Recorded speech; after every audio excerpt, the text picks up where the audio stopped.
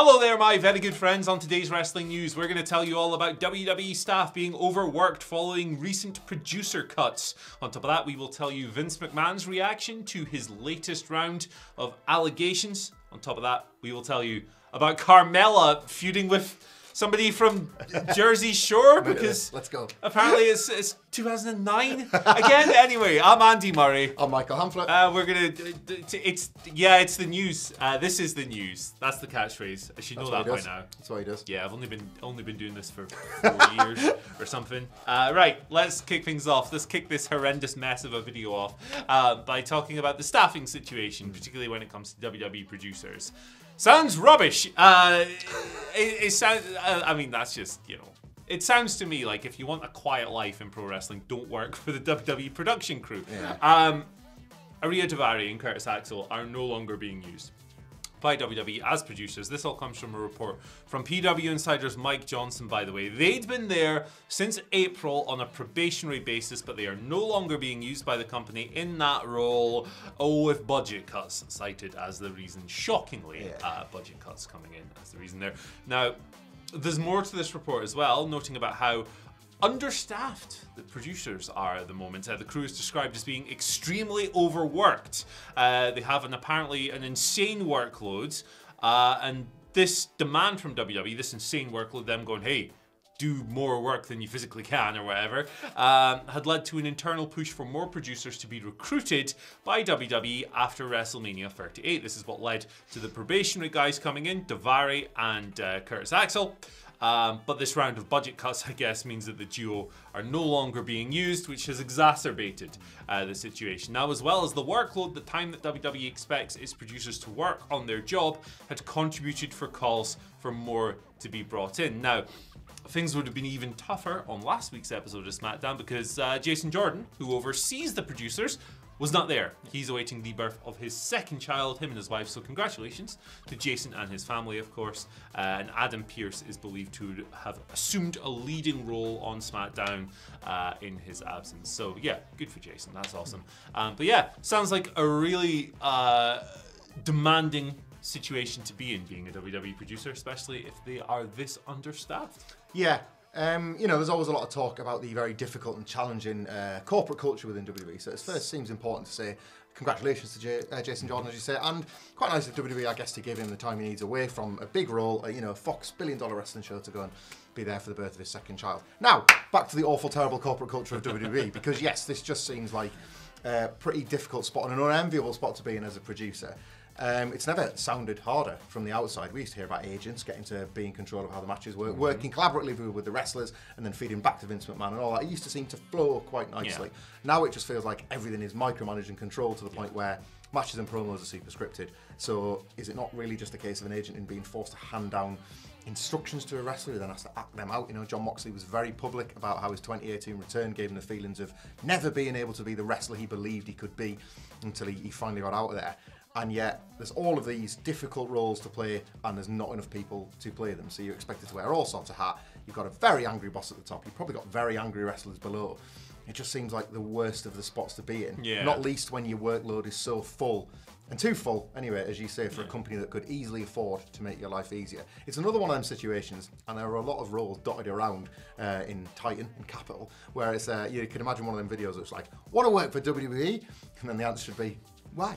Like, do you really want to? This is the latest in one of several roles where it just seems, I don't know, like more hustle than it's worth, I think, to be in that spot. You know, all the best of the wrestlers that want to find new lives outside of wrestling, but it seems like one of the trickier places to do it. Yeah, absolutely. And look, you're making record profits. You're a billion-dollar corporation. Hire a few people, ease the workload. Look after your staff. Look after your staff, and not just Jason Jordan. Congratulations again to Jason Jordan. Right, let's move on to our next report here. You're going to be absolutely shocked to learn that Vince McMahon is no-selling the latest Wall Street Journal report on his alleged misconduct. Now, we all know the situation here, right? Last month, the initial report came out alleging that Vince had paid $3 million in hush money to a former employee that he is purported to have had an affair with. There was some other stuff in there, but in the aftermath of that, Vince stepped down as chairman and CEO. Stephanie McMahon assumed that role, chairwoman for now. The WWE Board of Directors are investigating the situation, and that is still ongoing, of course. Now, last week, a new report came out from the WSJ with even more details. We have an in-depth write-up on that on our website. You can check that out there for full details.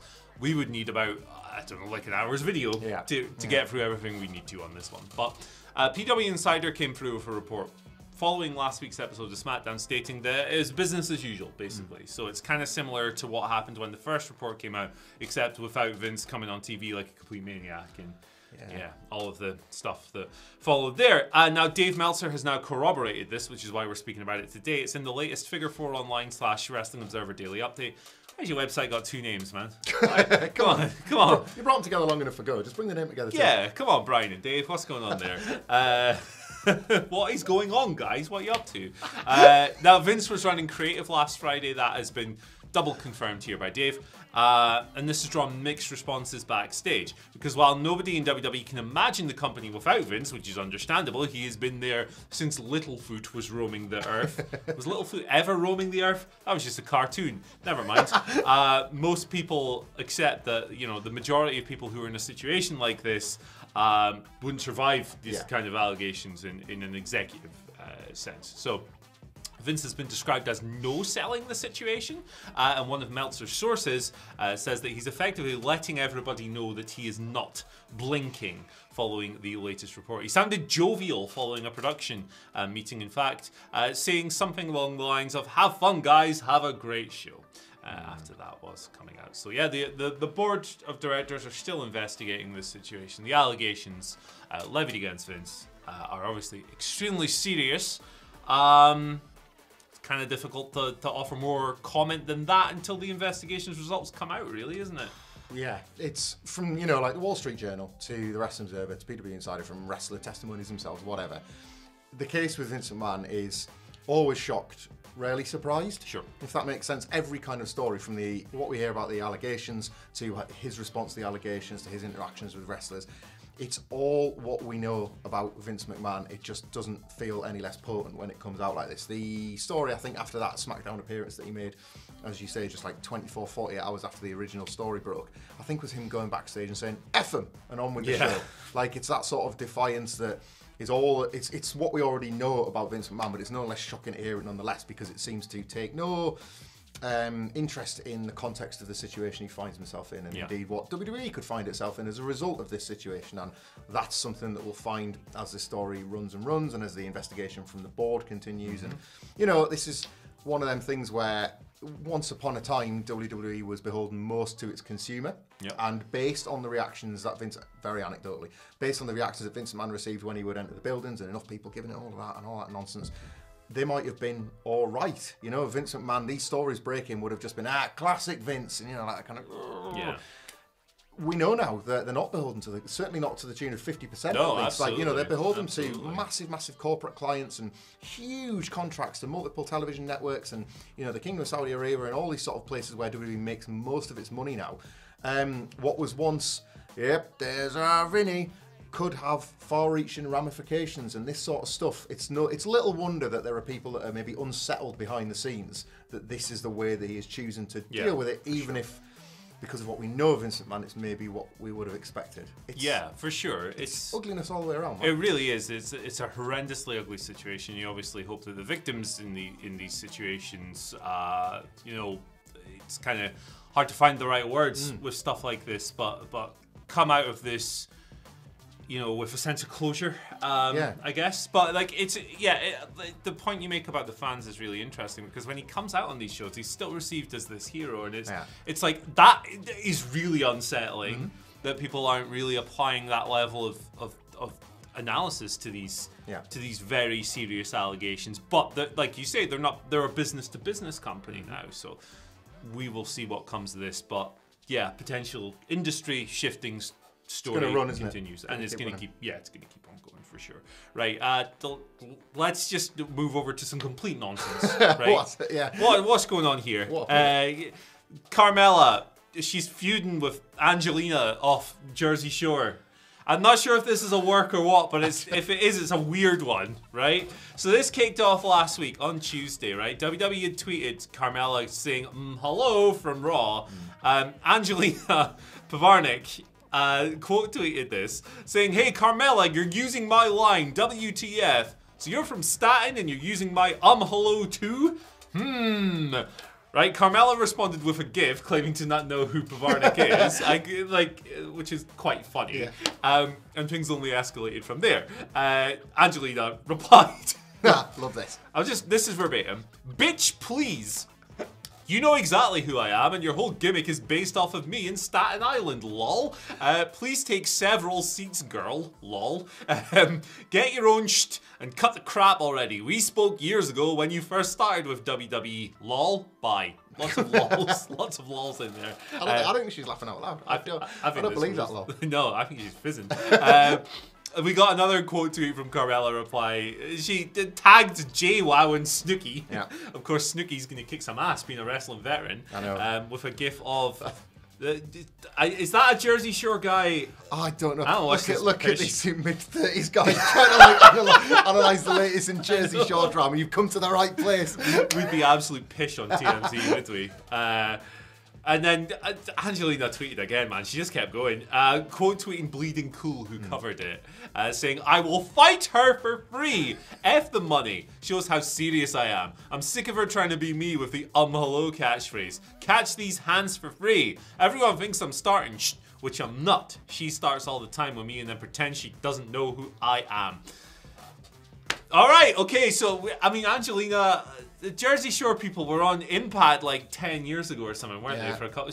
I think she was involved in that.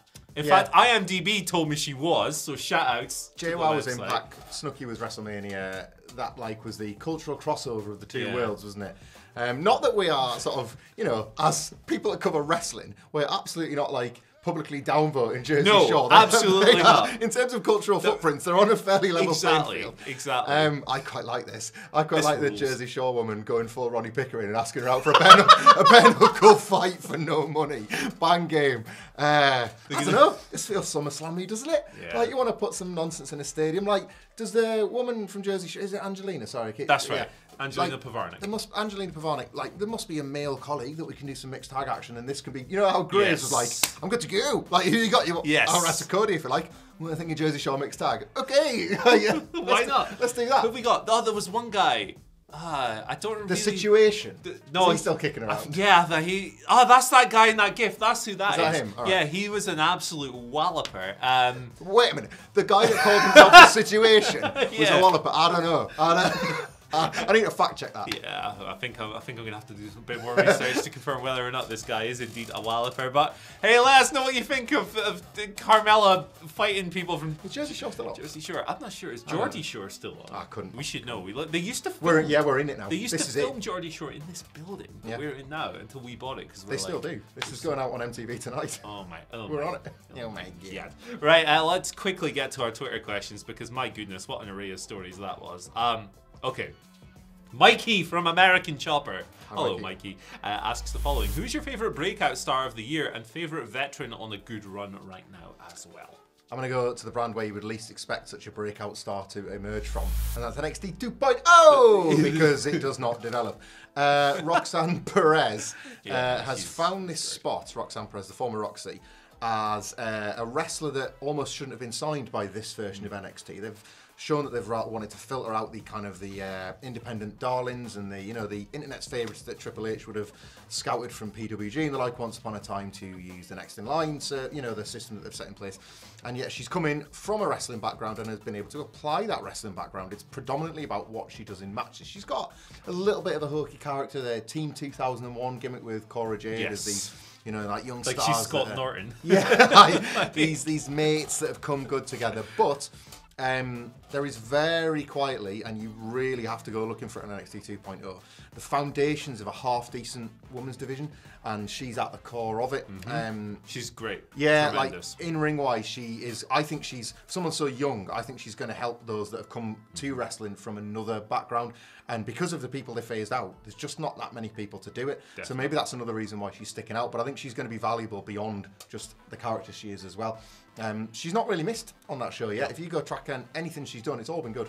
Yeah, absolutely. And on the other side of the promotional divide in the US, Wheeler Yuta's having an ascendant year. I think great indie run.